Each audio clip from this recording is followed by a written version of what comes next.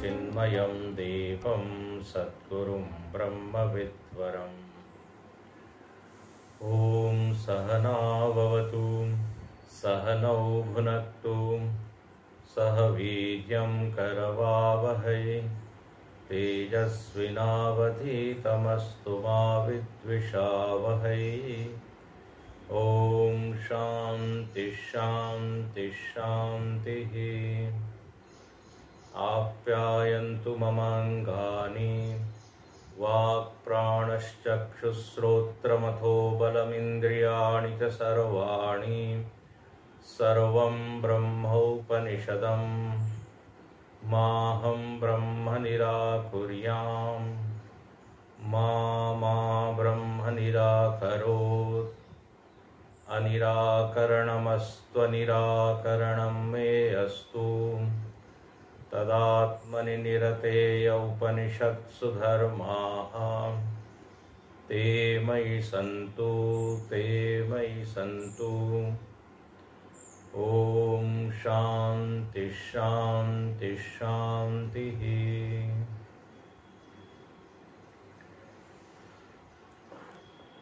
आज हम तीसरे मंत्र में प्रवेश करेंगे। तो अपने ग्रंथ में आप तीसरा मंत्र देखिए, उसको पढ़ेंगे हम। न तत्र चक्षुर्गच्छति न वाग्गच्छति न तत्र चक्षुर्गच्छति न वाग्गच्छति नो मनो न विद्मो न विजानीमो नो मनो न विद्मो न विजानीमो यथैतदनुशिष्यात् यथैतदनुशिष्यात् अन्यदेव अन्यदेव तद्विदिताद् अथो अविदितादधि तद्विदितादथो अविदितादधि इति शुश्रुमपूर्वेषाम्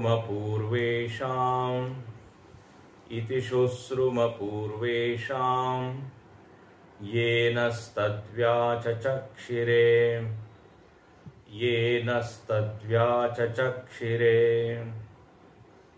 न तत्र चक्षुर्गच्छति न वाग्गच्छति नो मनो न विद्मो न विजानीमो यथैतदनुशिष्यादन्यदेव तद्विदितादथो अविदितादधि इति शुश्रुमपूर्वेषाम्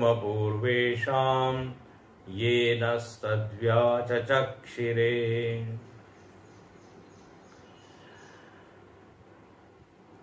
प्रथम मंत्र जिज्ञासा वाक्य है, जहां शिष्य ने अपनी जिज्ञासा व्यक्त की, प्रश्न सामने रखा। द्वितीय मंत्र में जो पृष्ठ वस्तु है, मतलब पूछी हुई वस्तु, वह वस्तु क्या है उसका निरूपण हुआ। प्रेरक के विषय में प्रश्न था, तो वह प्रेरक का क्या स्वरूप है, इसका निरूपण दूसरे मंत्र में हुआ। जो सारे कर्ण समुदाय की आत्मा है, बोले वही प्रेरक है। फिर दूसरे मंत्र में इसका भी वर्णन हुआ कि इसको कौन जान पाता है। तो बोले जिसकी बुद्धि विशिष्ट है, जिसकी बुद्धि सूक्ष्म है, शुद्ध है। भाष्यकार ने वहां शब्द दिया था विशिष्ट धि, जो कृपा प्राप्त है, ऐसी बुद्धि जो सद्गुरु और ग्रंथ की कृपा से संपन्न है, और जहां प्रमाण व्यापार हुआ है, प्रमाण का श्रवण हुआ है, तो ऐसी बुद्धि में ब्रह्म विषय प्रमा उत्पन्न होती है। उस व्यक्ति के लिए यहां शब्द आया था धीराहा। धीर शब्द भगवत गीता में भी अनेक बार आया और उपनिषदों में तो आया ही है। तीसरा जो विषय द्वितीय मंत्र में आया वो ये कि इस आत्म तत्व को जानने का फल क्या है, परिणाम क्या है। तो वहां लिखा अमृता भवंती, अपने अमृत स्वरूप में वो प्रतिष्ठित हो जाता है। वो इस स्थिति में पहुंचा कैसे, तो उसका भी वर्णन आया। अतिमुच्च, जिसने इस लोक में अहम मम भाव का त्याग किया। और इस लोक का अर्थ हमने देखा था शरीर, और दूसरा अर्थ देखा था पुत्र मित्र कलत्र। इसमें जो अहम और मम है और उसमें जो हम व्यवहार कर रहे हैं, ये बोले यही लोक है। तो उज्जित्वा परित्यज्य ये शब्द आए थे। दो नावों पर हम सवार नहीं हो सकते।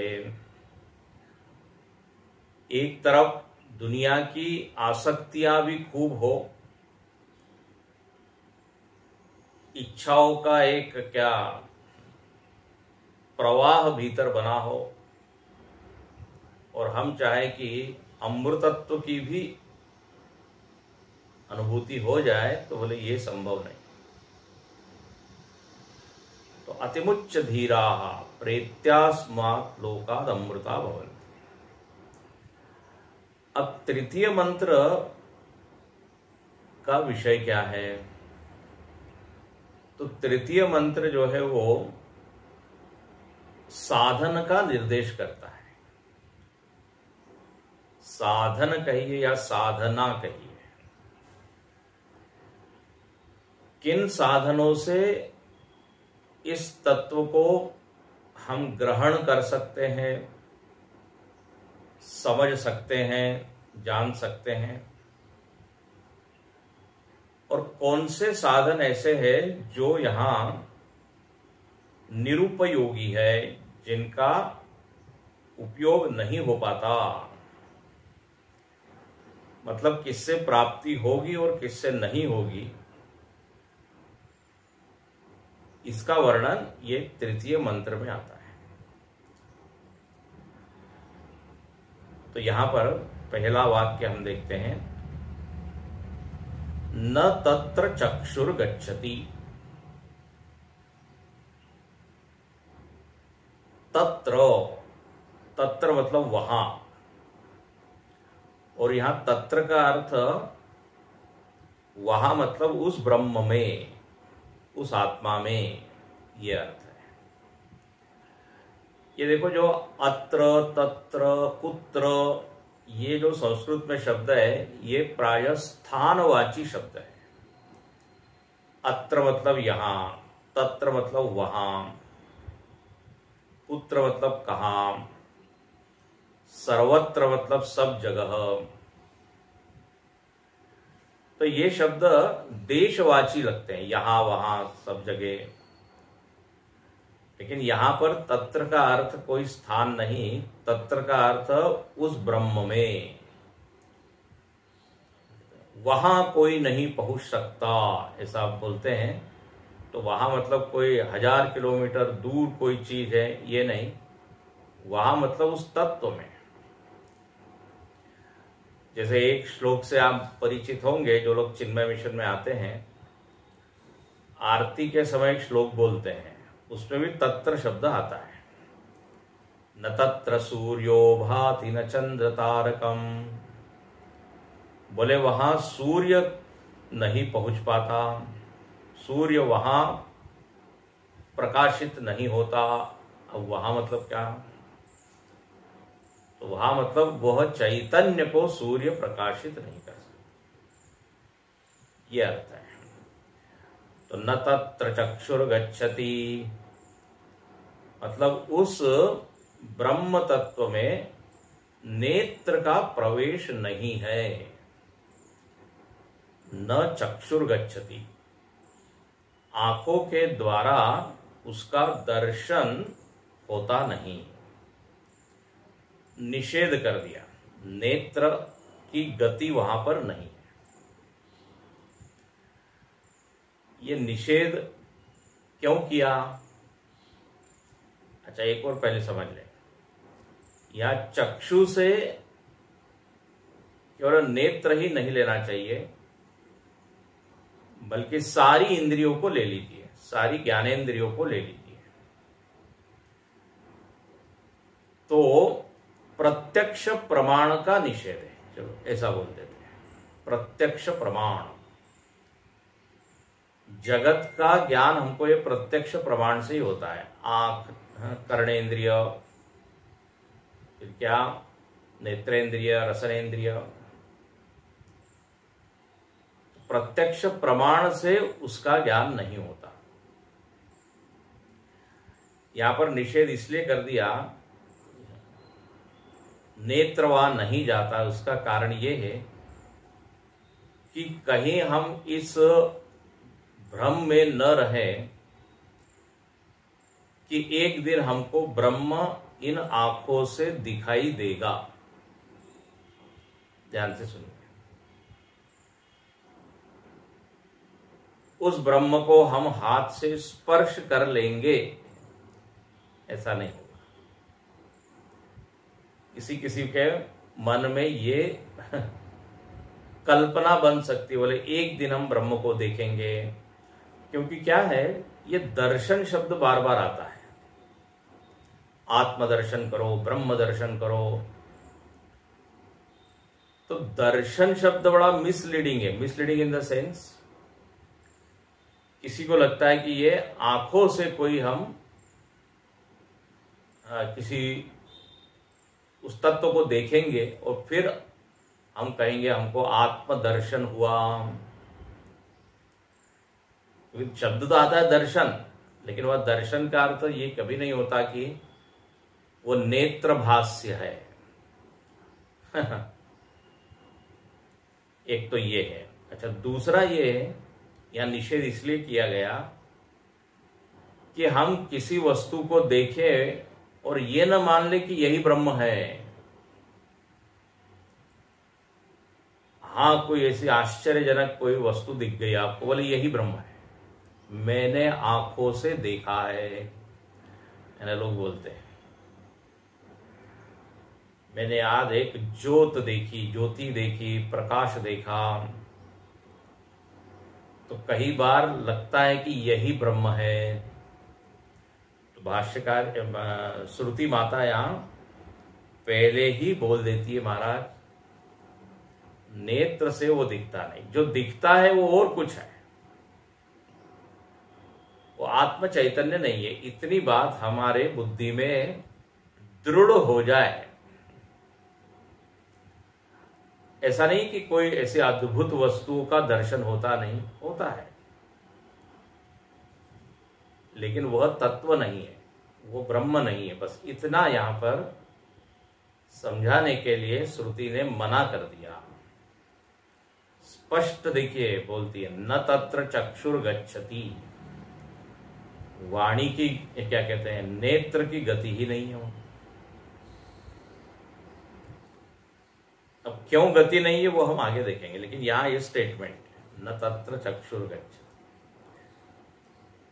दूसरा स्टेटमेंट क्या है, वक्तव्य क्या है श्रुति माता का, नवा गच्छति। वाणी भी वहां नहीं जाती। वागेंद्रिय, आप जानते होंगे, आपने तो वेदांत के प्रारंभिक ग्रंथ पढ़े होंगे, तो उसमें इंद्रियों का वर्णन है। तो 5 ज्ञानेंद्रियां हैं और 5 कर्मेंद्रियां हैं। जिससे ज्ञान ग्रहण होता है वो ज्ञानेंद्रिया, और जिससे क्रिया होती है उसको कहते हैं कर्मेंद्रिय। वागेंद्रिय जो है ना, वाक वाणी, ये कर्मेंद्रिय है। वाणी से देखिए हम बहुत सारी चीजें प्रकाशित करते हैं, बोलते हैं। शब्द के द्वारा वस्तु का वर्णन होता है और फिर हमको ज्ञान हो जाता है। तो कहते हैं यहां पर वाक उसका वर्णन नहीं कर पाती।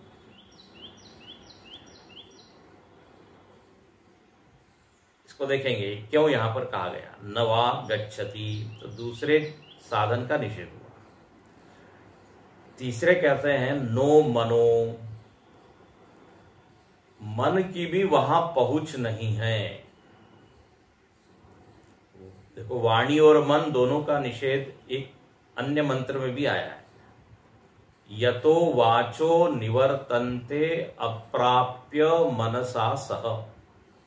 यह मंत्र काफी प्रसिद्ध है। जिन लोगों ने खूब सत्संग किया होगा उन्होंने कहीं ना कहीं ये सुना होगा।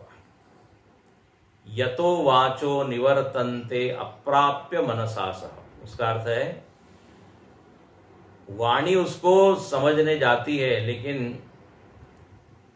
असफल होके वापस आ जाती है, बोले नहीं बता सकते। मनीराम भी गए, बोले हम जाते हैं। नो अप्राप्य निवर्तन्ते, कहते मन भी जो है न उसको प्राप्त नहीं कर पाया। अप्राप्य मनसा सह, तो यहां दोनों का निषेध कर दिया। मन से भी उसको जान नहीं सकते। अब यहां पे मन का निषेध मतलब शास्त्रीय भाषा में इसको कहते हैं अनुमान प्रमाण का निषेध है। पहले प्रत्यक्ष प्रमाण का निषेध किया, फिर अनुमान प्रमाण का निषेध। अब ये सब आगे हम देखेंगे, अभी केवल शब्दार्थ देख रहे हैं। अच्छा, फिर लिखते हैं, फिर श्रुति माता कहती है न विद्मो न विजानीमः। बोले न विद्मः, हम नहीं जानते। हम नहीं जानते क्या? बोले इसको कैसे बताया जाए। न विद्म न विजानीमा, न तो उसको सामान्य रूप से बताया जा सकता है न विशेष रूप से। हम नहीं समझ पा रहे हैं कि इसको कैसे बताया जाए, हम नहीं जानते। कई बार आप किसी चीज के बारे में सामान्य रूप से ज्ञान दे देते हैं, वो एक व्यक्ति है, वो वहां रहता है इत्यादि, या फिर आप उसको विशेष रूप से बताते हैं,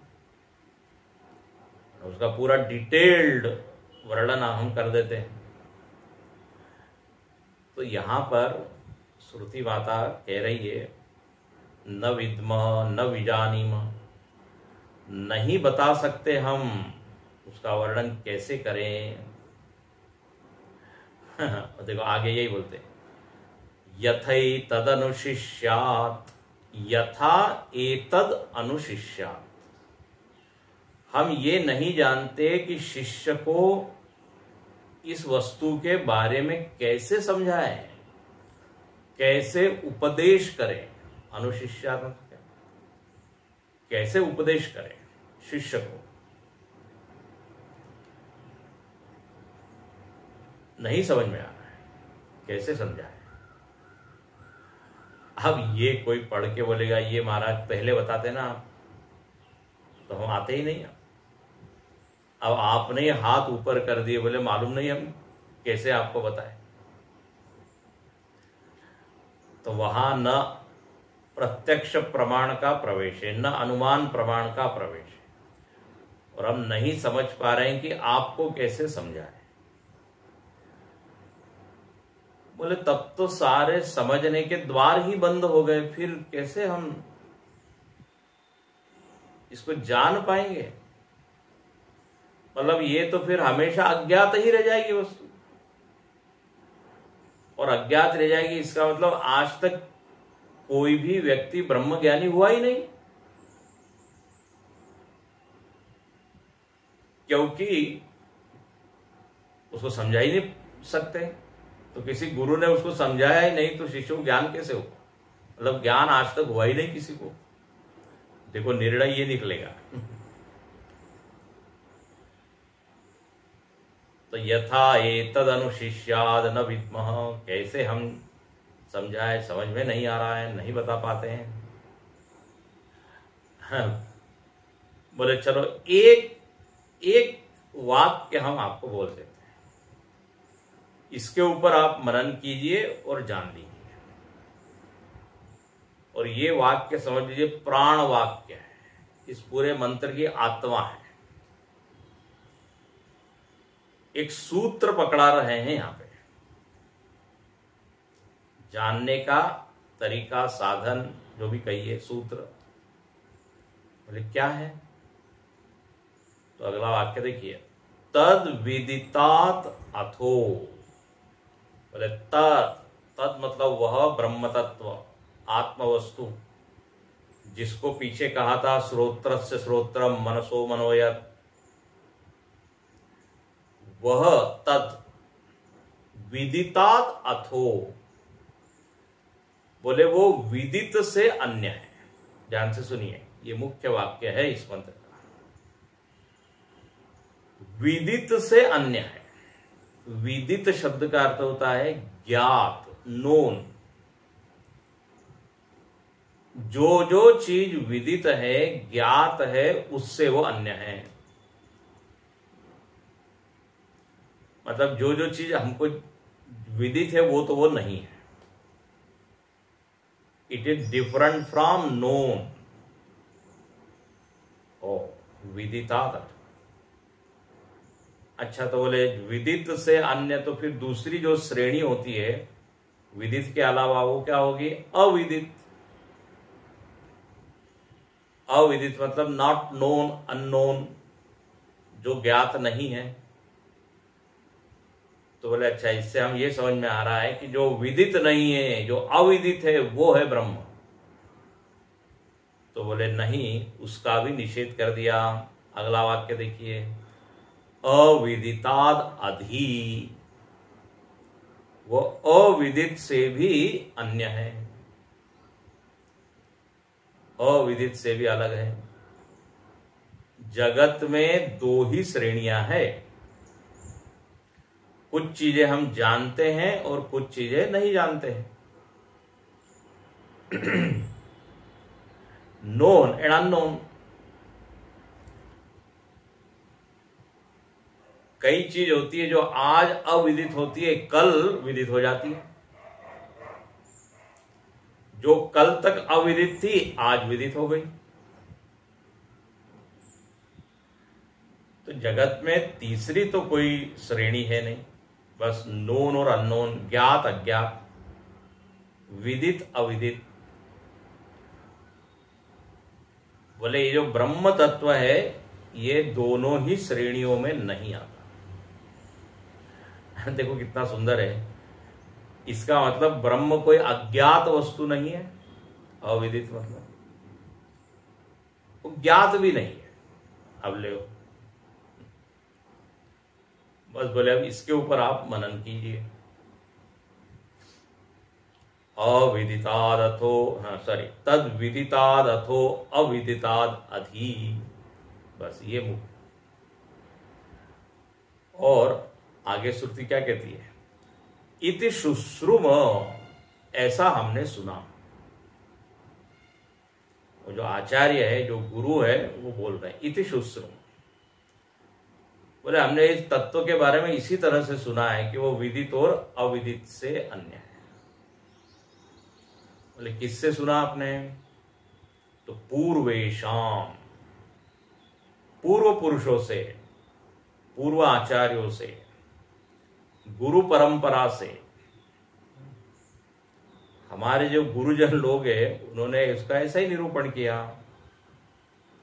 पूर्वेशाम, ये नह, न मतलब हमारे लिए, ये मतलब जो पूर्व के लोग हुए, ये व्याच चक्षिरे, तत् व्याच चक्षिरे, तत् मतलब उस ब्रह्म का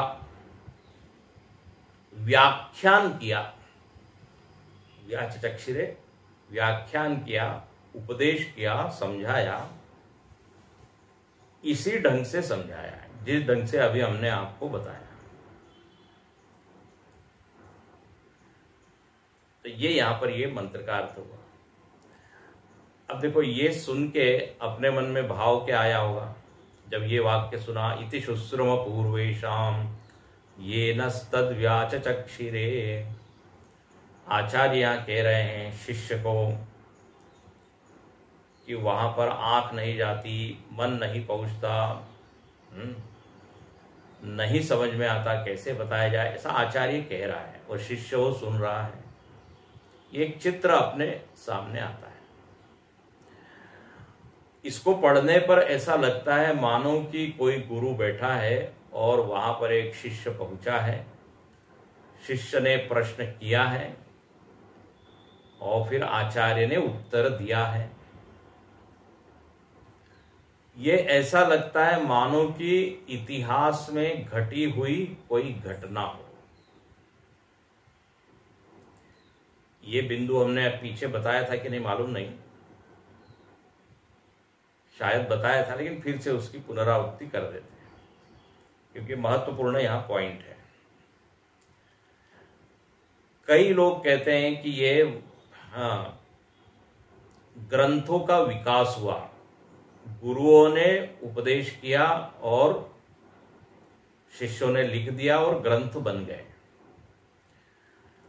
यहां पर ये जो वर्णन दिख रहा है कि गुरु और शिष्य का संवाद हो रहा है, तो ऐसा लगता है मानो कि इतिहास में ये कोई घटना घटी। लेकिन आप इसको पक्के से गांठ बांध लीजिए अपने मन में, ये घटना का वर्णन नहीं है। जैसे भगवान कृष्ण ने अर्जुन को ज्ञान दिया, वो एक घटना है, इतिहास की घटना है, वहां संवाद हुआ है। लेकिन श्रुति जब यहां पे ये बोल रही है तो ये ऐतिहासिक नहीं है, ये याद रखिए।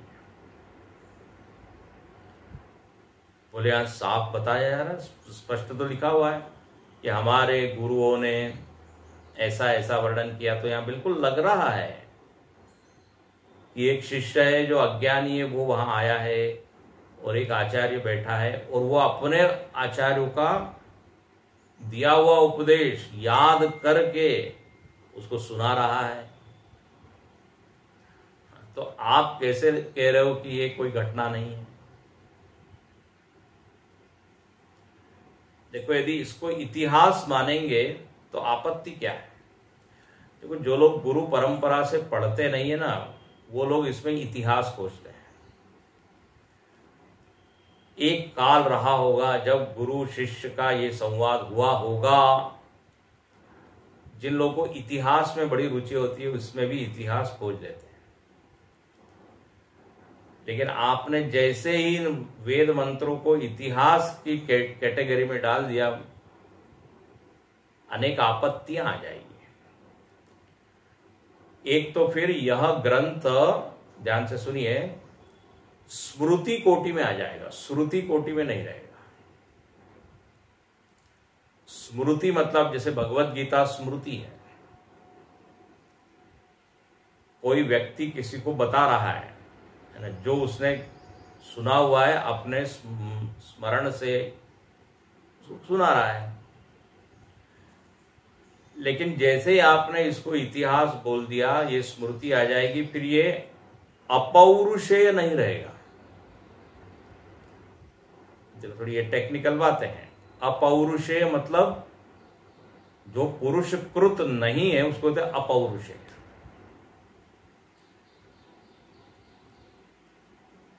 सिद्धांत क्या है कि ये वेद जो है किसी ऋषि मुनि के द्वारा रचे हुए नहीं है। किसी भी उपनिषद में ये रचनाकार का नाम नहीं आता कि कठोपनिषद का रचनाकार ये है, ईशावास्य उपनिषद का रचनाकार ये है, क्योंकि वो रचना नहीं है, वो बुद्धिजन्य नहीं है, पुरुषजन्य नहीं है, क्योंकि वो काल के अंतर्गत एक दिन घटित हुई है, ऐसा नहीं। ये बड़ा इंपॉर्टेंट पॉइंट है, क्योंकि जैसे ही आप इसको इतिहास बनाओगे अपौरुषेय का खंडन हो जाएगा, अपौरुषेय बाधित हो जाएगा, अपौरुषेयत्व नहीं रहेगा। बोले नहीं रहेगा तो नहीं रहेगा। हम तो यही कह रहे हैं कि कोई अपौरुषेय नहीं है, ये सब ऋषि मुनियों ने रचा हुआ है। ये मानने में दिक्कत क्या है? आपको अपौरुषेयत्व से इतना प्रेम क्यों है? अंग्रेजी में इसको बोलते हैं revealed knowledge, revealed, not written. अभी इतिहास मानेंगे तो रिटर्न हो जाएगा। तो बोले इससे आपत्ति क्या है? आपत्ति ये होगी कि जो पुरुषकृत ज्ञान होता है ना, बुद्धिजन्य ज्ञान, उसमें जो है दोष हो जाते हैं, दोष आते हैं।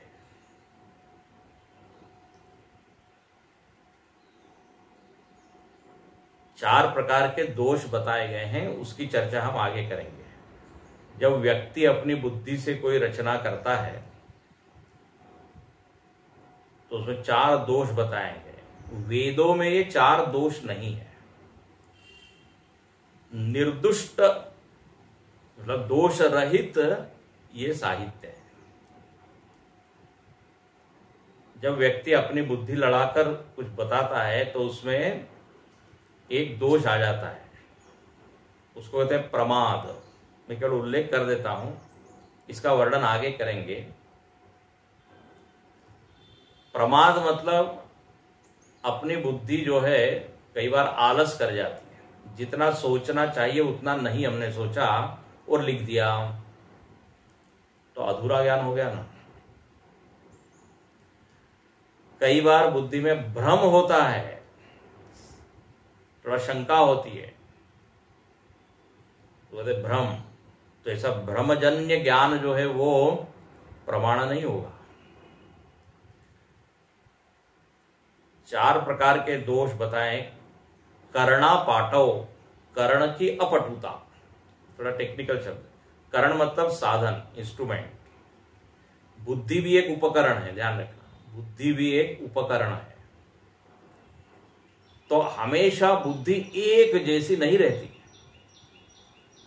मंद हो जाती है, कभी बढ़िया चलती है ना। बोले आज एकदम समझ में आ रहा है सब, मतलब आज बुद्धि ठीक काम कर रही है। कभी कभी बुद्धि एकदम डल होती है, बोले कुछ भी समझ में नहीं आ रहा है, सिर के ऊपर से जा रहा है। तो आज बुद्धि की तेजस्विता मंद पड़ गई, फीकी पड़ गई। तो फिर उस दिन जो आप लिखोगे, जो बोलोगे, वो ज्ञान अधूरा हो जाएगा। तो अभी केवल इतना यहां रखिए कि पुरुषकृत जो ज्ञान है उसमें दोष होता है। यदि इसको आप इतिहास मानोगे तो पुरुषकृत हो जाएगा, पुरुषकृत हो जाएगा तो फिर दोषयुक्त होगा, और दोषयुक्त प्रमाण वो कभी भी सही प्रमा की उत्पत्ति नहीं करा सकता। यदि हमारी आंख में कचरा इत्यादि पड़ा हुआ है तो जो आप देखोगे वो ठीक दिखाई देगा क्या? हाँ, मोतियाबिंद हो गया, ठीक नहीं दिखता। कान में कुछ डिफेक्ट आ गया, अब ऐसे कान से जो आप सुनोगे उससे सही प्रमा की उत्पत्ति होगी क्या? दोष युक्त प्रमाण से प्रमा की उत्पत्ति नहीं। तो इसलिए यहां पर कहा कि यह शब्द प्रमाण है, वेद मतलब शब्द प्रमाण है, और यह किसी के द्वारा रचा हुआ नहीं। तो बोले फिर यहां ये गुरु शिष्य का जो संवाद है ये तो लग तो ऐसे ही रहा है। हाँ, भाष्यकार ने पीछे बताया था कि यह एक योजना है, यह एक कल्पना है, ध्यान रखना।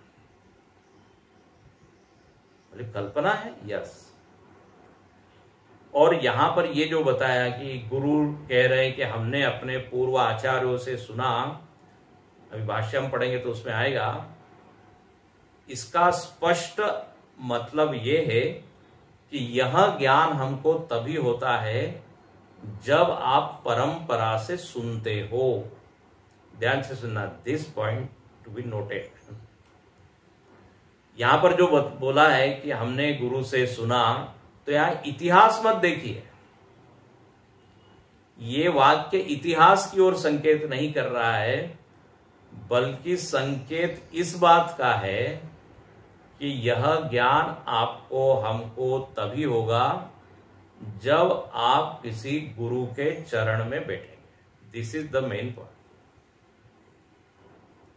तो कोई कहेगा देखो यहां तो कोई घटना घटी है, भाष्यकार स्पष्ट कहते हैं कल्प्यते, ये कल्पना है, ये संवाद हुआ एक दिन, ऐसा नहीं है।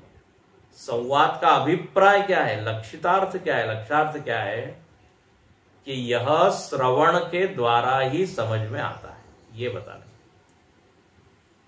पढ़ के और मेधा से आगे आएगा, प्रत्यक्ष से, अनुमान से नो, इसका ज्ञान नहीं होता, ये यहां दिखाना है।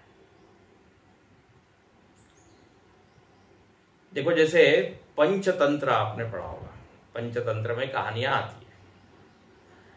अब वहां पे शेर भी बोल रहा है और लोमड़ी मंत्री है, और सारे जो प्राणी लोग वो प्रजा है, शेर वहां राजा है। अब वो संवाद क्या वास्तव में हो सकता है क्या? वो कल्पना है, उस कल्पना के द्वारा जीवन के सिद्धांत बताए हैं। सिद्धांत सच है, जीवन के सूत्र वहां बताए हैं। एक संवाद की कल्पना वहां पर लिखते हैं कि उससे सुखकर, सुखद हमको क्या होता है समझ में आता है। एक बढ़िया तरीका है। बच्चों को जब कहानियां बताई जाती है, कहानी के माध्यम से जब कुछ बताया जाता है तो वो ग्रहण जल्दी होता है। तो संवाद हुआ ऐसा जब हमने सुना तो एकदम इंटरेस्ट जागता है, बोले अच्छा तो फिर हम भी सुन सकते हैं। तो ये एक पॉइंट है, यहां पर अपौरुषेय है, इसलिए ये मानना चाहिए। पीछे मंत्र में आया था कि शरणम अपश्यन, जो शिष्य जो है कहीं शरण न देखकर वो गुरु के पास जाता है, ऐसी एक कल्पना यहां होती है। उसका अर्थ केवल इतना ही है कि हमको यदि समझना है तो शिष्य बनना पड़ेगा। ये तो ये अंतिम पंक्ति का थोड़ा सा अर्थ हमने बताया, स्वयं भाष्यकार भी आगे बताएंगे। अब आते हैं भाष्य में, न तत्र चक्षुर्गच्छति, इसके ऊपर भाष्य क्या लिखते हैं भाष्यकार। भाष्य देखिए, यस्मात् श्रोत्रादे अपि श्रोत्रादि आत्मभूतम ब्रह्म। बोले पीछे मंत्र में क्या बताया कि वह तत्व क्या है, श्रोत्रादे अपि श्रोत्र आत्मभूतम। वो श्रोत्र का श्रोत्र है, मतलब श्रोत्र की आत्मा है। सारे इंद्रियों की आत्मा ये चैतन्य है, और वही कौन है, आत्मभूतम ब्रह्म। उसी को क्या कहा, ब्रह्म, जो सारे करणों की आत्मा है, जिसके कारण सारे करण काम कर रहे हैं, वो है ब्रह्म। अच्छा, तो बोले चूंकि ये सारे इंद्रियों की आत्मा है, अतः न तत्र चक्षुर्गच्छति। श्रोत्रादि के भी पीछे है, श्रोत्रादि की भी आत्मा है, इसलिए न तत्र चक्षुर्गच्छति, इसलिए आंख वहां नहीं जा पाती। क्योंकि वो आंख की भी आत्मा है। तो यहां लिखते हैं न तत्र, और देखो तत्र का अर्थ क्या लिखा, उसके आगे देखिए तस्मिन ब्रह्मणि, यही हम बता रहे थे। तत्र मतलब वहां, मतलब कोई और जगह नहीं, तत्र मतलब उस ब्रह्म में, चक्षुर न गच्छति, आंख नहीं जाती, मतलब नेत्र से वो तत्व दिखाई नहीं देता। इसलिए इस भ्रम में मत रहे कि महाराज हम इतने दिन से साधना कर रहे हैं, शायद आज ब्रह्म दिख जाए, शायद कल दिख जाए। ये झूठी आशा होगी आपकी, इसको तो झूठी आशा, दुराशा, कभी यह आशा पूर्ण नहीं हो सकती। हाँ, तो न तस्मिन ब्रह्मणि चक्षुर्गच्छ, बोले क्यों नहीं वहां जा सकती आप? नेत्र, नेत्र की गति क्यों नहीं है वहां, क्यों नहीं देख सकते? तो ये अंडरलाइन कर लीजिए, स्वात्मनि गमन असंभवात्, अपने ही आत्मा में गमन संभव नहीं है। आंख जो है जिसके कारण काम कर रही उसमें कैसी जाएगी? देखो नेत्र के सामने जो जो चीज आएगी उसको तो नेत्र प्रकाशित कर सकते हैं, ठीक है, लेकिन जिसके कारण नेत्र काम कर रहे हैं, अपने में ही, अपनी में ही क्रिया जो है असंभव है। आंख आंख को नहीं देख सकती, यह अर्थ है, क्योंकि आंख की आंख आत्मा है। बड़ा इंटरेस्टिंग है ये, बिल्कुल सूत्र को पकड़ के रखिए, स्वात्मनि गमन असंभवात्, अपने में ही कोई चीज क्रिया नहीं कर सकती। जैसे कोई व्यक्ति चल रहा है, थक गया, तो थक गया तो दूसरे व्यक्ति ने कहा अरे कंधे पे चढ़ जाओ। किसके कंधे पे? अरे तुम्हारे पास खुद का कंधा है, अपने कंधे पे चढ़ जाओ। अब अपने कंधे पर आप चढ़ सकते हो क्या? स्वात्मनि गमन असंभवा, दूसरे के कंधे पे चढ़ सकते हो, थक गए। इसके लिए एक दूसरा भी शब्द आता है, स्वात्मनि क्रिया विरोधात, अपने में ही क्रिया नहीं हो पाती, नहीं हो सकती।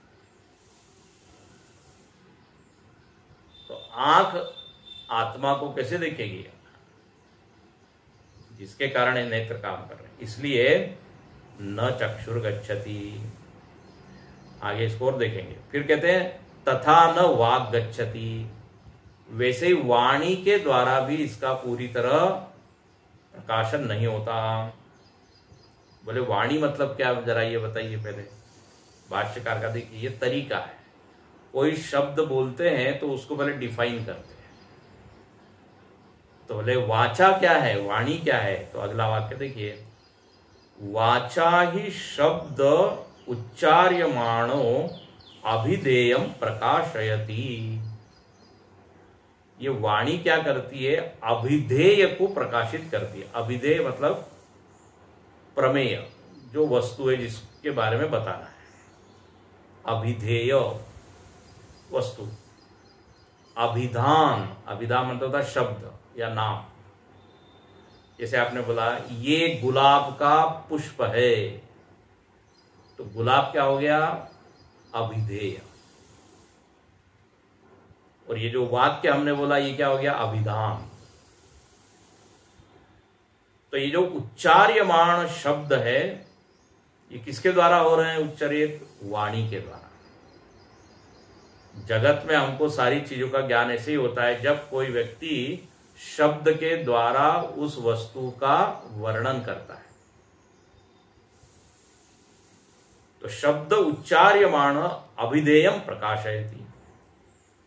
अच्छा, जब उस वाणी के द्वारा अभिधेय का प्रकाशन हो जाता है तभी हम उसको क्या कहेंगे? अभिधेयम प्रति वाक् गच्छति। यहां सूत्री क्या शब्द बोला है? वाक् गच्छति, वाणी चलती है। चलती है मतलब क्या? जाती है। जाती है मतलब क्या? जाती है मतलब उस वस्तु का प्रकाशन करती है। यह आम का वृक्ष है। अब हमको ज्ञान हो गया कि यह आम का वृक्ष है। तो शास्त्रीय भाषा में क्या बोलेंगे? वाणी गई। गई मतलब क्या? वाणी ने उस अभिधेय का ज्ञान करा दिया। तो इस तरह शब्द चलकर पहुंच गए, उस वक्त श्रोता के हृदय में पहुंच गए। अब शब्द चलते हैं मतलब उसके हाथ पैर तो नहीं है। तो चलना मतलब क्या? प्रकाशन करना। तो न वाग गच्छति मतलब तस्य च शब्दस्य तन निर्वर्तकस्य करणस्य आत्मा ब्रह्म अतः न गच्छति। बोले जहां से शब्द उच्चार हो, निर्वर्तन मतलब शब्द का जो निर्वर्तक है, शब्द को उत्पन्न करने वाला जो करण है, उसको कहते वाचा। निर्वर्तक या निवर्तक नहीं है, निर्वर्तक। निर्वर्तक मतलब उत्पन्न करने वाला, बनाने वाला, निर्माण करने वाला। तो शब्द को कौन बना रहा है, कौन उच्चार कर रहा है? बोले वाणी। तो ये वाणी एक करण है जिसके द्वारा शब्द का उच्चारण होता है, और जो सुनता है उसको ज्ञान होता है, प्रकाशन होता है। तो बोले सब चीज का तो प्रकाशन हो सकता है इस करण के द्वारा, लेकिन ये जो आत्मा है जिसको कि ब्रह्म कहा गया, उसका प्रकाशन नहीं हो सकता। आत्मा ब्रह्म अतः न वाग गच्छति। क्यों नहीं?